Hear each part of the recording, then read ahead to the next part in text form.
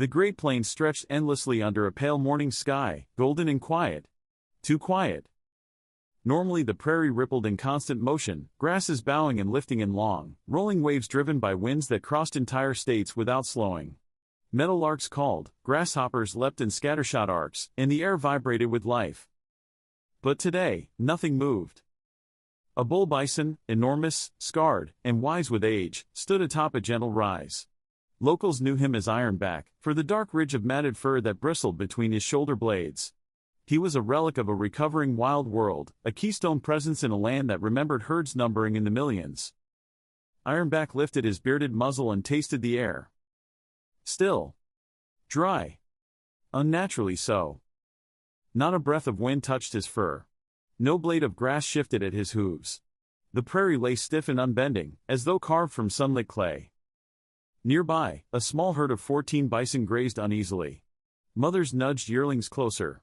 Calves, normally playful after sunrise, stood motionless, sensing their elders' tension. Several meters away, Dr. Aileen Cordell, a field ecologist studying prairie wind patterns, lowered her anemometer with a frown. 0 meters per second, she said. Again. Her graduate researcher, Sam Hawthorne, shaded his eyes. No gusts? No thermals? Nothing, Aileen replied. The atmosphere is still, completely still. Sam scanned the grassland. Then why aren't the grasses sagging from their own weight? They're too rigid. They aren't bending at all. Aileen crouched and touched the blade of Big Blue stem. It felt firm, almost brittle. Usually the tall grasses swayed at the lightest touch, but now they stood straight like thousands of taut strings. Something's wrong with the biomechanics, she whispered. This isn't normal turgor pressure. Ironback snorted sharply, stamping the hard ground. His instincts were shouting at him. Prairie animals lived by wind. It brought sense of danger, storms, rivals. And when wind stopped entirely, danger came from directions no creature could predict. Aileen looked at the motionless grass. Ironback looked at the motionless horizon. And both understood one thing. The prairie was holding its breath. By midday, the sun burned hot across the grasslands, but still the air refused to move. Not a whisper, not a sigh. Grasses that should have flowed like waves on a golden ocean remained spear-straight, rigid in their unmoving silence. Ironback trudged forward, testing the stiffness of the grass with his massive shoulder. The stalks snapped with a dry crack, startling even him. That wasn't how living prairie should react. Calves bleated softly, calling for reassurance. Mothers grunted low responses but kept their heads high, watching for signs the world had not stopped. A lone pronghorn trotted past, normally the swiftest creature in North America, but today its steps were slow, cautious. It brushed against a patch of grass and flinched when the blades broke instead of bending. Sam knelt beside one of the snapped stalks, rubbing it between his fingers. It's desiccated. But it rained 3 days ago, they should be supple. Aileen tested the soil with her hand. It crumbled like week-old ash. This happened fast, she murmured. Too fast. Almost like the grass pulled all its moisture inward. But why stand so rigid? Sam asked. Aileen didn't answer. Because she didn't know. Ironback sensed movement underground, faint, distant vibrations he normally associated with stampedes far across the plains. But these tremors came in rhythmic bursts, irregular and unsettling. He lowered his head to the earth. It felt tense. The herd shifted uneasily. Ellen's radio crackled. A distant research station reported the same phenomenon. No wind anywhere across the prairie zone. Grass unmoving. Soil rapidly drying. Sam pointed to the horizon. Look. Dust rose, not in swirling columns, but in straight vertical lines, as if pushed upward rather than swept by wind. Ironback stared at the dust pillars, his muscles tightening. Nothing natural behaved like this. The prairie wasn't just silent. It was resisting movement. The next morning brought a new strangeness. Birds could not fly properly. A sharp-tailed grouse attempted to leap into the air, but instead of ascending smoothly into a glide, it flapped wildly and dropped back to the ground. A meadowlark fluttered awkwardly from stalk to stalk, unable to catch a rising breeze. For a moment, Ironback believed predators were stalking the grasslands. Animals behaved strangely under threat. But no wolves prowled nearby, no coyotes yipped on the windless air. The windlessness was the threat. Aileen watched a kestrel hover. It beat its wings frantically, but the air did not hold it aloft. Without thermal lift, it couldn't glide. "This is catastrophic," she said. "Raptors can't hunt. Migratory birds will struggle to navigate." Sam adjusted a drone, testing vertical lift. It rose, but wobbled violently. "No air stability," he muttered. "It's like the atmosphere is refusing to circulate." Aileen checked humidity, heat indices, and barometric pressure. All normal. Yet nothing moved. Ironback trudged to a shallow wallow, expecting soft mud. Instead, the mud had dried into cracked plates. His massive hoof pressed down, and the earth exhaled a faint puff of dust. The soil had dried from underneath. He jerked his head back. That wasn't right. Deep soil moisture didn't evaporate without extreme prolonged conditions. But this had happened overnight. Grass crackled under his weight as he moved toward the herd. A young cow attempted to graze but pulled up stiff stems that shattered in her mouth. She bellowed in confusion. The prairie trembled faintly. Just once. A long pulse that felt intelligent. As if something beneath the soil was adjusting, shifting, awakening. The grass did not bend. The wind did not blow. The atmosphere did not respond. The prairie stood frozen. And Ironback understood. Something deep in the land had changed. The tremors returned in the afternoon, shallow, rhythmic pulses that ran across the grasslands like a heartbeat. The ground was not collapsing. It was flexing. Ironback planted his hooves firmly and lowered his head. His herd huddled behind him, uneasy. Even the calves stayed silent. Aileen and Sam drove toward a high vantage point. As they crested a ridge, they saw something impossible.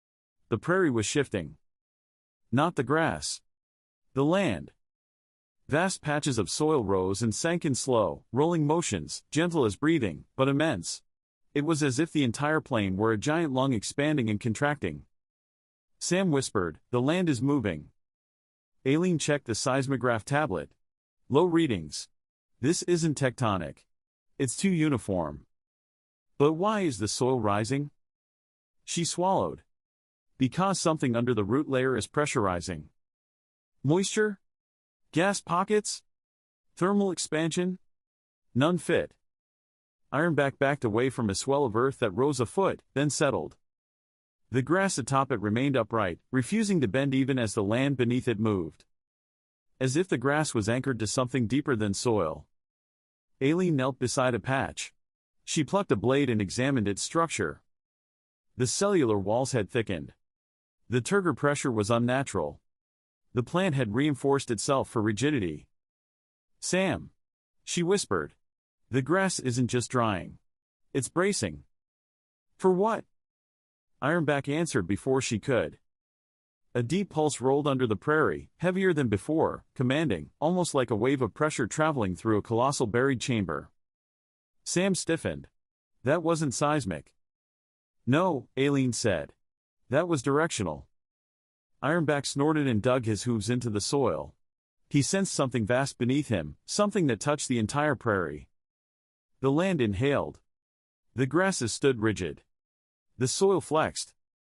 And for a moment that stretched across miles, the entire prairie seemed to hold itself taut, preparing for something. Then, release. A soft WHHFF sound rippled across the plain. Grass swayed. Slightly. Hesitantly. Like a muscle trembling after too long being tense. Ironback's ears flicked. Aileen felt a gust touch her cheek. "Wind," she whispered. A breeze. Weak, shaky, uncertain. The first in days. The prairie exhaled.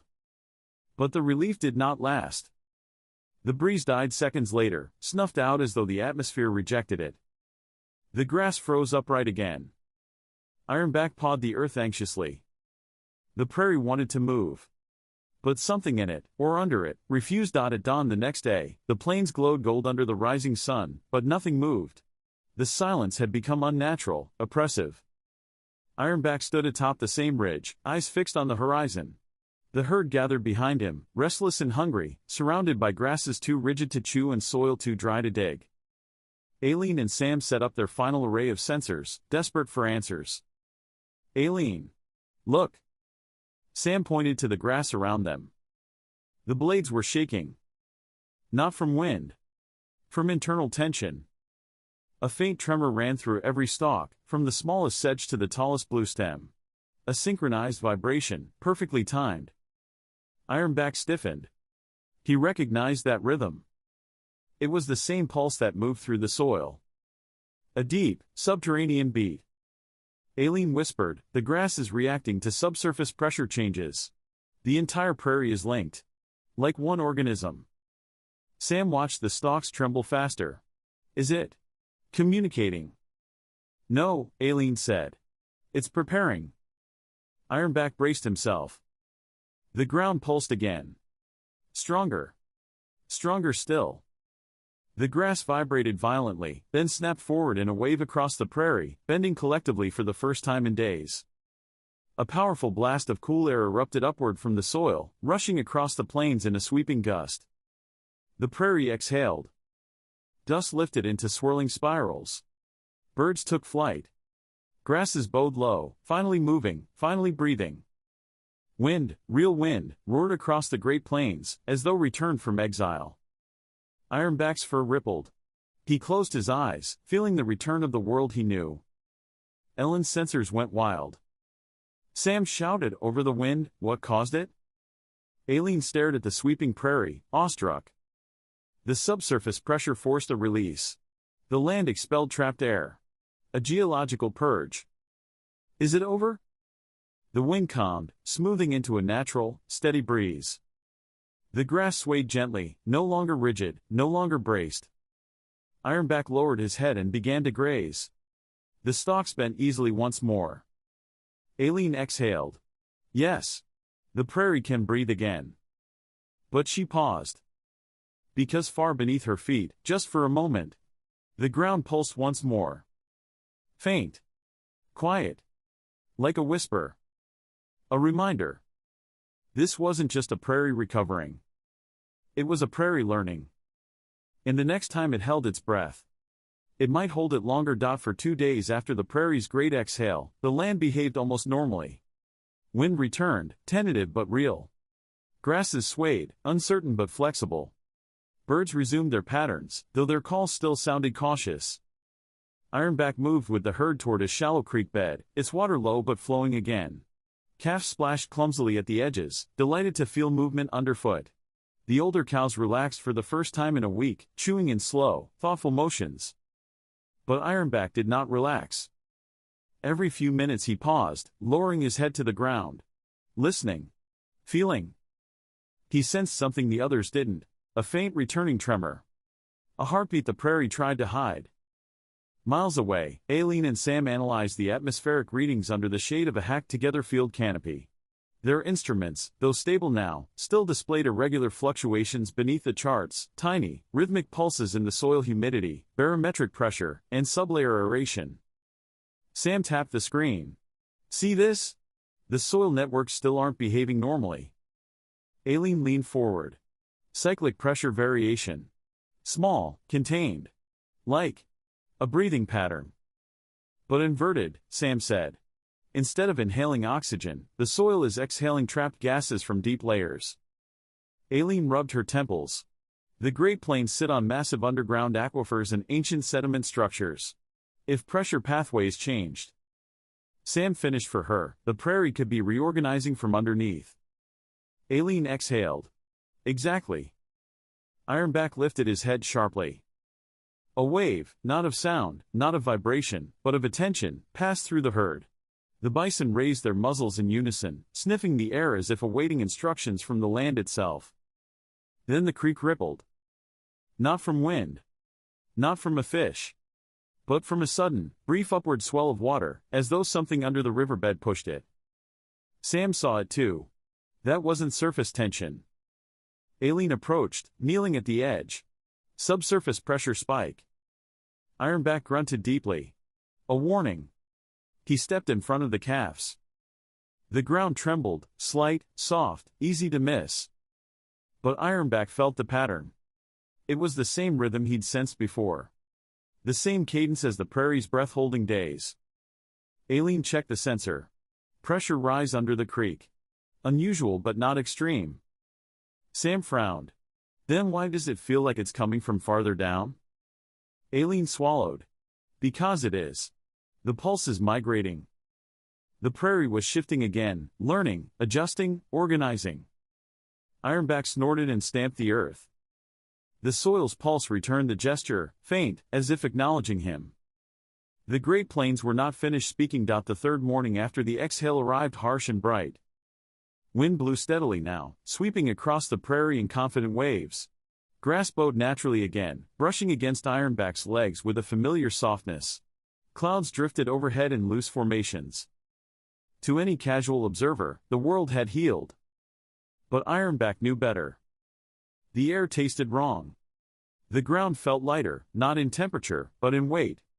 Earth should feel solid beneath hooves. Now it felt suspended. The herd moved with a subtle unease, adjusting steps to an unfamiliar terrain that looked the same but responded differently. Aileen and Sam set up ground-penetrating radar equipment they had hauled from the support truck. They selected a flat stretch of prairie where the grass grew tall and lush. Sam watched the radar image form. Then stopped breathing. Aileen. Oh no. She rushed to his side. Her stomach dropped. What is that? Beneath the prairie stretched a massive hollow region, not singular, not spherical, but sprawling in branching patterns like a subterranean lung system. Some chambers were small, others were kilometers wide. Channels connected them, forming pathways through which air, gas, and moisture moved freely. The prairie had hollows. Not naturally carved. Recently formed. Aileen whispered, the ground is lighter because the subsurface layer collapsed, then expanded. It redistributed itself. Sam stared. But why? For what purpose? There is no purpose, Aileen said automatically, then stopped herself. Because she wasn't sure. Ironback walked toward a section of prairie where the soil seemed especially thin. His instincts told him to avoid it, yet curiosity, old, primal, necessary, drew him forward. He pressed his massive hoof down. The earth flexed. Not dangerously. Not cracking. But flexing like stretched hide. Ironback jerked back, startled. Sam ran toward him. Don't let the herd near that area. It could cave. But before anyone could act, the ground pulsed upward, gently, as if correcting itself beneath Ironback's retreat. Aileen stared. It's stabilizing. The soil is responding to weight. Sam whispered in awe, is the prairie adapting to load? Ironback snorted, testing again. Another flex. Another correction. The ground learned from each touch. Aileen started recording hastily. This is biomechanical resilience on a geological scale. The soil is compensating for pressure to prevent collapse. It's adjusting itself like a living matrix. Sam's voice trembled with realization.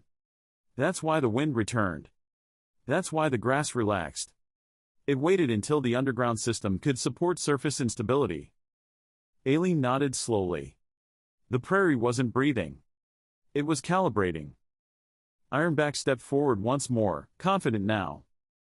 The ground flexed, then strengthened beneath him. A partnership. A negotiation. The plains had become more than land. It had become responsive.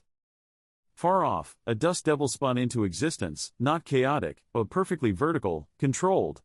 A sign of energy finding new pathways. Ironback raised his head and rumbled deeply, a sound of acknowledgement. The prairie answered with a faint, rhythmic tremor, not a warning this time, but a greeting. Aileen whispered. The prairie remembered how to breathe. And now it remembers how to hold itself.